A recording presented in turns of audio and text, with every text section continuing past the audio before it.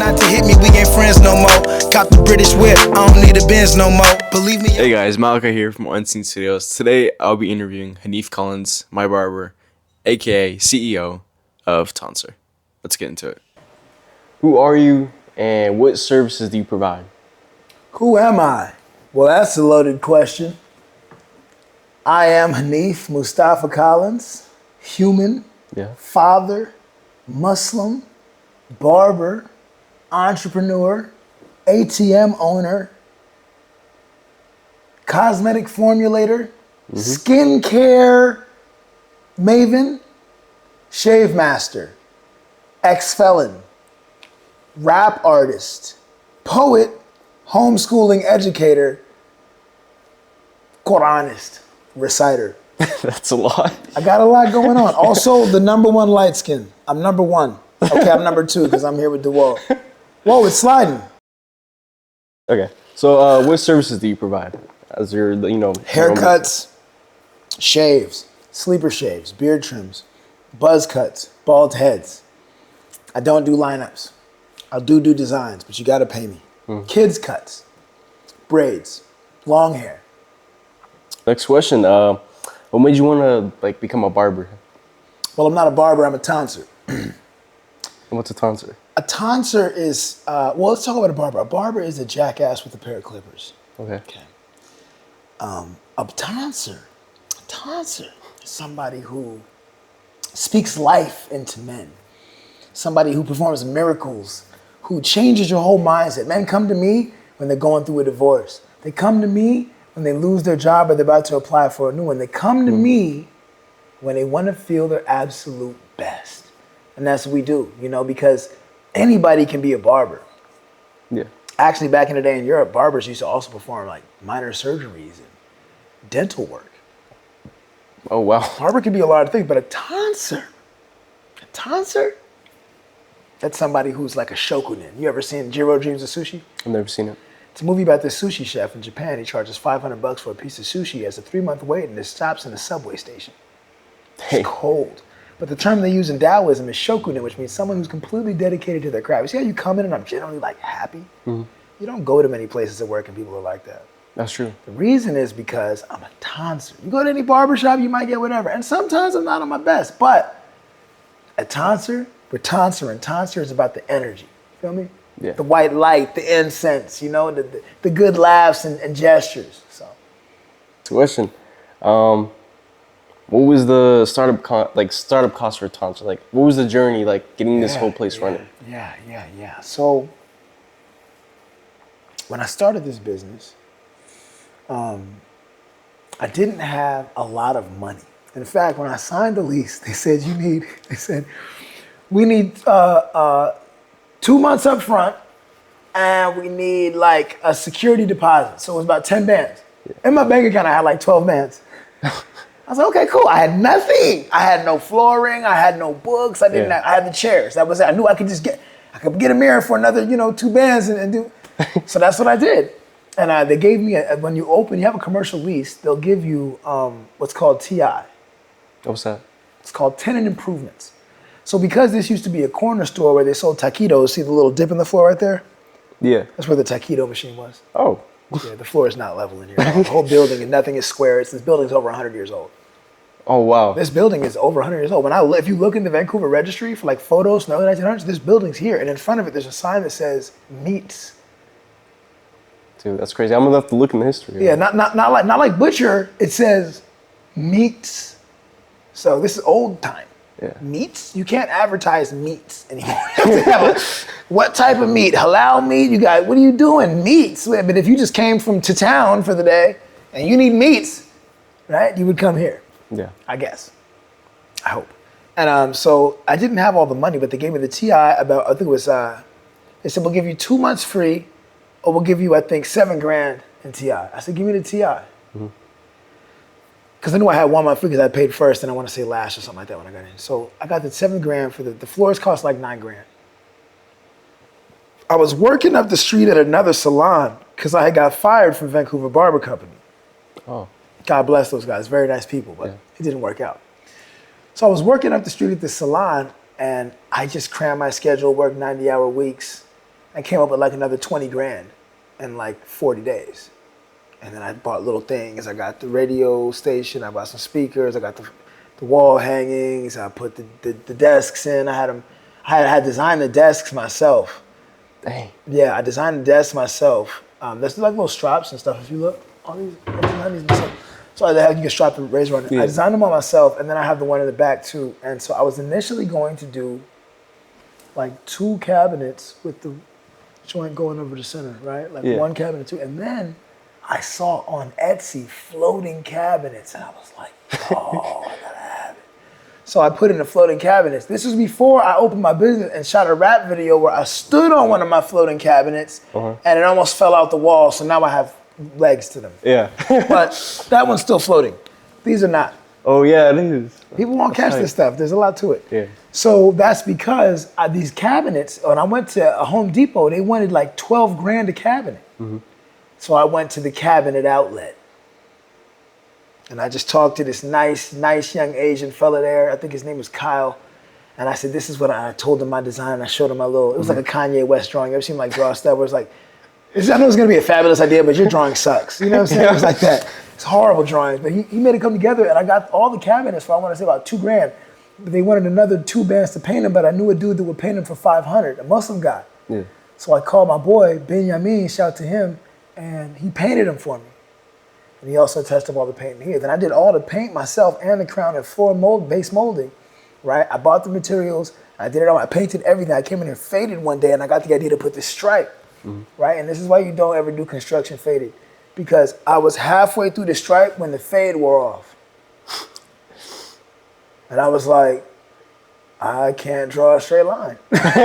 What I was into it, and then I kind of came down, and I was like, there's a lot of wall left, a lot of stripe. I don't know, but after I opened up, I probably spent 40 bands getting it all just going. But I didn't have bookshelf, I didn't have lights, I didn't have these lights, I had the ceiling, which I did myself, and I had the base molding, and I had the paint, and I had the mirrors and the chairs and the cabinets. I didn't have a sofa, none of that.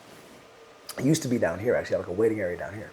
So then, after I got going about a year, I had somebody come in and redo the paint and redo the molding. You see what I'm saying? Yeah. Because the thing was, I knew if I open my business and I put my heart into it, it's gonna be successful. Yeah. It don't gotta have a whole lot in here. I'm gonna be the attraction, and I'm gonna put my soul into letting people know this is the premium experience you want.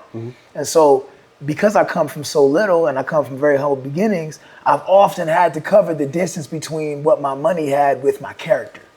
You see what I'm saying? Yeah. And being in business, a lot of times that saves you. You can also shoot yourself in the foot, like I've done a lot in the last couple of years, being successful, and I'm like, I can talk how I want, where are my clients? You know what I'm saying? So that humility, it goes both ways, you know, but it cost me about 40 bands. Altogether, I've put, since I opened it, probably about $200,000 into the shop. Dang. Yeah. That's quite a lot. I mean, the desk cost 15 grand. Oh. The chairs were like, I think 9 grand a piece. That one was like 5. The bookshelf was like 5 grand, you know, and there's more. I did electrical, plumbing, you know. Don't tell the city council. All work was permitted. Yeah. Yeah. Sure. All right. Question 4. How would someone like go about starting their own business in your field or just like in general, like any business? I would say, whenever I start a business, and I have a few. I have an ATM company, I have a barbershop, I have a cosmetic company, I have a candy vending company. I always try to do 2 things. This is some priceless game. I read 10 books on the subject. And after I get to my 10th book, I find a mentor. Oh. I find somebody who's already doing it, because like when I wanted to do candy vending, I said, well, that's cool. I could just get like, you know, Skittles. And so I read a book about vending. It's about charity vending. He explained to me, hey, what you do is you put one machine in a place and you say, hey, this is a charity vending program, and I'll give $1 a month from this to the National Children's Cancer Society, which is a really good charity. By the way, they give money directly to families of people affected by cancer. It's really great. So I was like, okay, cool. Then I read one about vending where the guy was talking about different types of candy. He said, well, hey, if you got chocolate, it can melt. And if it melts, it'll attract ants. I said, oh, okay. So what do I want to do? Says, you want to have Mike and Ike's? I didn't think about this. I'm thinking I'm gonna just go get whatever I like and put it in the machine. I'm not thinking. Then I read another one. The guy was saying, because I was gonna do I was gonna do healthy snacks first. It was my idea. And the healthy snacks is they don't sell unless you put it in the school or something. Nobody's gonna buy it. Yeah. And he said, what you want, the most profitable vending machine is not the one with the candy bars. It's the one with the peanut M&Ms. That's the thing. Then I read another one about locations. Then I read another one about this place you can call, and they find you a location to put a vending machine. Dang. So they call and clear them, and then you put the vending machine there. Say, here, did you give them $10? And you put the vending machine in. Then I read one about different locations I could find myself. So I read all these different books, and by the time I was done, I got a whole education in vending. Right? Then I found a mentor, and he was like, no, don't do that, do this. No, don't buy it from here, buy it here. No, get it in bulk, trust me. No, you need another 10, not another 2. See what I'm saying? Yeah. You save years by educating yourself in what you're doing. Right? So if it's charity vending, barbershop, record label, clothing company, you should be willing to read 10 books. If you're not gonna read 10 books, you're not gonna make it, because it takes a lot to keep going in business. See what I'm saying? Yeah. So a lot of people, they'll go into business not armed with the proper education, and it doesn't work out for them, and they're upset. They feel shortchanged. But I wasn't one of those people. I armed myself with education, and I did the right thing. You know. Yeah. How do you find mentors?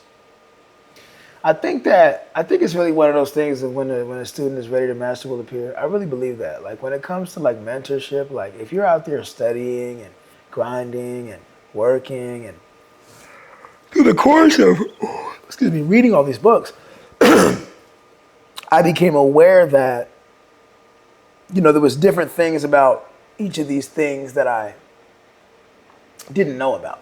Events, trade shows, stuff like that. And with that education, you can then put yourself in a position where you can meet somebody who's 10 steps ahead of you.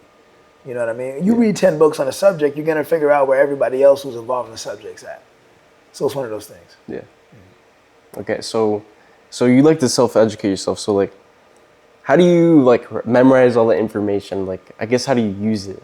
Like, how do you have time to read books? I guess, I don't know. I think like it's a habit. You know, I'm an ex-felon, so I did a lot of independent study. I taught myself to speak Spanish. You know what I'm saying? I taught myself to read and write Arabic. You know what I'm saying? I taught myself to speak Arabic. And so I think self-education is the only education, but like I'm pretty meticulous. I'll highlight things, I'll take notes, I'll create a vocabulary worksheet. Sometimes I would create quizzes for myself because I'm taking this, like if you go to school at a college, you learning with somebody else. Yeah, so I like to create, you know, worksheets, vocabulary lists, and then also like, here's the thing about business, bro. If you're not into what you're doing, it's gonna be a lot harder to make money, right? Like I'm into candy. I like ATMs because I like money and large stacks of money. Right? I like barbering. So because I'm interested in this, whenever you start a business, you should, what was I saying? I forgot. We'll just move on to the next question. All right. What are some of the struggles or problems you have when working with clients or customers? Wow, some of them. People abandoning their appointment and not, getting really mad about the cancellation policy. A lot of times they get really mad. Yo, why am I paying for something I didn't get? You know, they don't have the understanding. This is a small family-run business, 3 chairs, 1,200 square feet, 1,700 square feet, I think this is. 3 chairs. I could put 10 chairs in here if I didn't care about the client. And so sometimes you get clients that come in and think it's just some regular barbershop or just regular barbers, and then they don't show up for an hour-long appointment they booked and they get charged. Why did I get charged? What I've learned from that is it's really my fault. I have to qualify the client better. Because you get really mad about it, you know? People's cards don't work and they shit on you. But now I just know that if I'm qualifying my clients correctly, like I had a guy call the other day, right? He's got an appointment at 9 o'clock. Calls at 9:20. Right? Yeah. He says, hey, I'm gonna be there in 10 minutes. Cool, you already been charged. Yeah. But I get charged for it. Gets mad, hangs up, he goes, leaves a 1-star review. Back in the day, I would have left a snarky response to his review. I'm so sorry that you're broke, Mr. Johnson. We really look forward to cutting your hair, but you're broke. So, sorry. But then I learned what I need to do is, I hit him back. This is what I did. I hit him back. I said, hey, man, I seen you left a review. I understand you're upset. We don't want to leave you with a bad feeling. Yeah. So how about this? I'm going to refund your money. He says, oh, yeah, no problem. Cool. Down. See, I understand. I said, but I need you to find somewhere else to get your haircut. See? Yeah. Instead of me getting mad and making it his fault, I'm going to do him a solid. And he's going to do me a solid by never coming in here again. Go elsewhere. Yeah.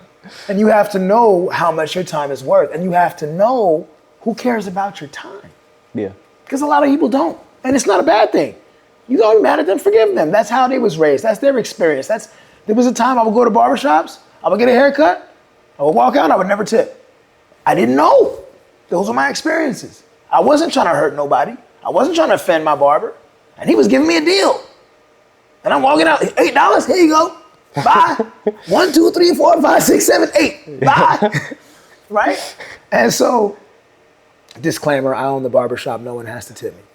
But I didn't know anything about that. You know what I mean? And so a large part of being in business is knowing that you're at a level as soon as you start a business that you eat from. And then other people feed their families. So you're now at a level that most people are not at. Mm-hmm. You're now in a position that most people that live and walk in this society, live and die here, are not at and don't understand. It's just like being a black person, right? If you try to tell a white guy, most times, about some of your experience as a black person, they might not get it because the experience isn't there. Now, here's the come dinger.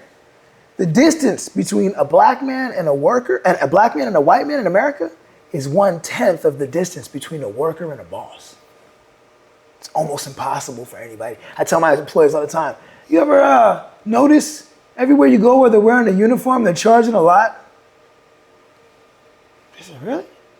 Ambulance ride, $5,000. Why? Because they got on a uniform. It's called game. They're psyching you out. It's called having game. See what I'm saying? Mm-hmm. And so that's why you come to my shop and never wearing a t-shirt. I'm not going to wear a whole uniform because I actually got skills. I don't got to wear like a little, the sewn on badge, the security guy at the mall. It's like, this is bad. This is terrible. Yeah. You're only going to fool the stupidest of stupid. Your social security guard beat it. But you do want to look professional. There's something to take from that, right? You look at a lot of times the preacher wears a uniform. A lot of times the cop wears a uniform. You go to the doctor's office, they're not coming out taking your blood pressure and a wife beater. Yeah. A lot of guys in barbering in my industry, they work as contractors so they're their own boss, but they don't have a boss mentality.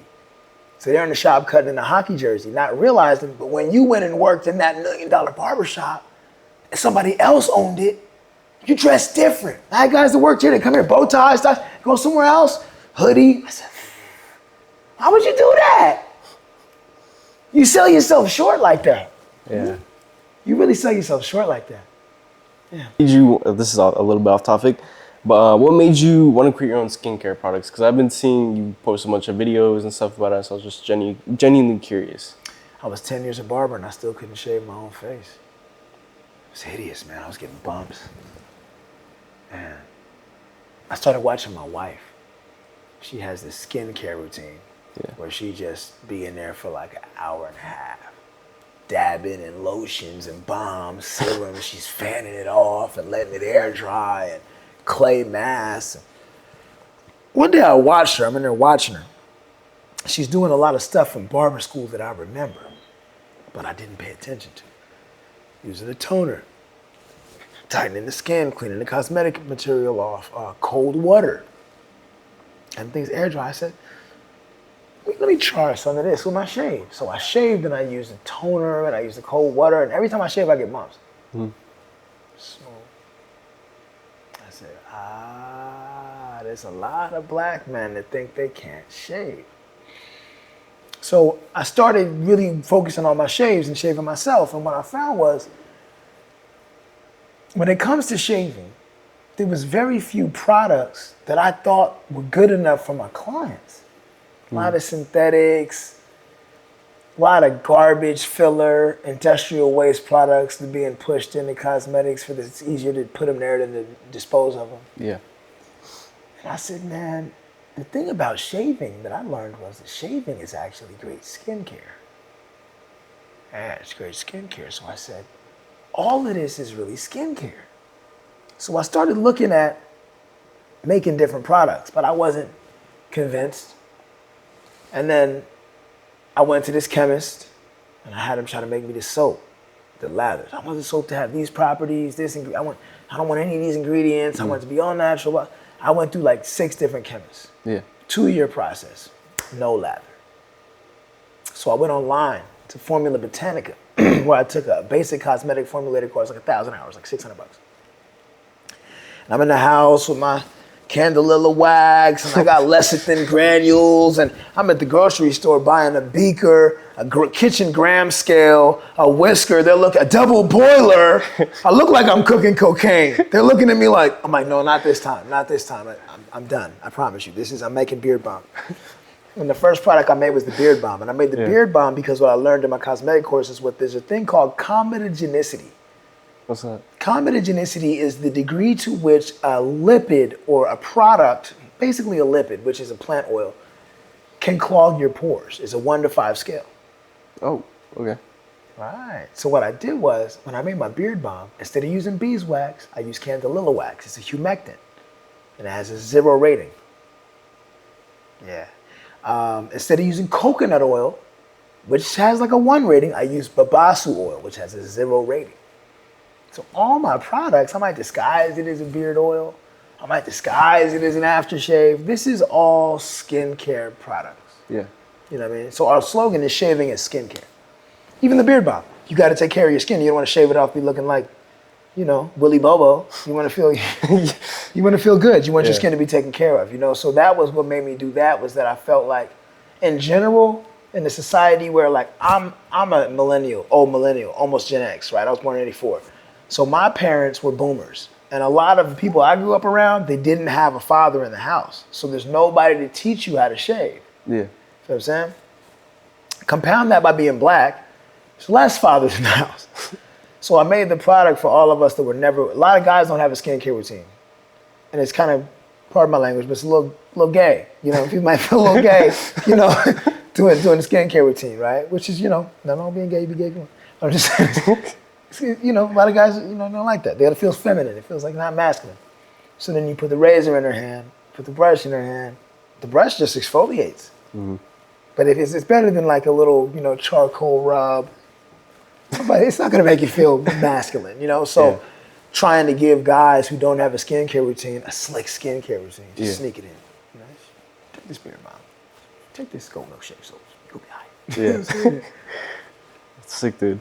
Yeah, I'm gonna have to try out the products eventually. Yeah, for sure. Yeah. I guess you kind of answered it, but he was like, what was the process of creating your own skincare products? A lot of wasted shea butter. Probably hundreds of pounds. Oh man, I could have moisturized a whole African nation. So much shea butter I had to flush down the toilet because I would get to making the soap was the hardest one. When you make soap, man, I do hot process soap. Cold process soap, I guess, is easier. But hot process, man, when you make soap, man, you got to get it just right or it won't lock. Or it'll lock too fast and it's bad. You know what I'm saying? Yeah. So, what are your business goals in the up and coming years? My business goals in the up and coming years. I'm trying to expand my e-commerce brand.